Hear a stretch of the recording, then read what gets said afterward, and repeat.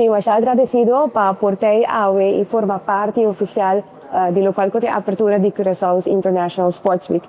La gami comienzan a felicitar Corsou, una cuna declara oficialmente esse man aqui tu ano novembro como Siman Internacional di Deporte para Corsou.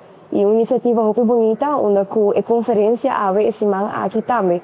Toda parte da celebração de Siman di Deporte para Corsou, onde com 13 diferentes partners estão juntos para dialogar arriba o impacto e importância do deporte em cada comunidade. AWE nos touch diferentes tópicos cava, pero lo continua durante o dia, arriba o tópico específico de deporte e seu impacto específico arriba o desenvolvimento de nos de nossa comunidade, pero hasta também a importância de criar partnership para invertir e criar atividade econômica por meio do deporte.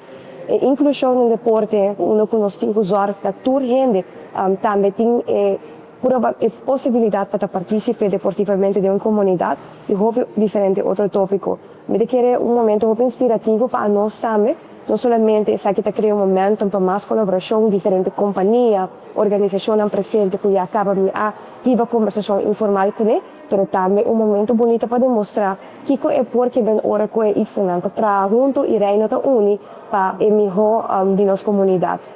Seguro, estou muito contente e honrado para estar presente, estar orador, mas ainda também, mas também me look forward para nós por também, assim, e tomar ação tangível por ter esse impacto para Aruba. Aqui em dia, nós também papel over a importância de data do deporte para Aruba.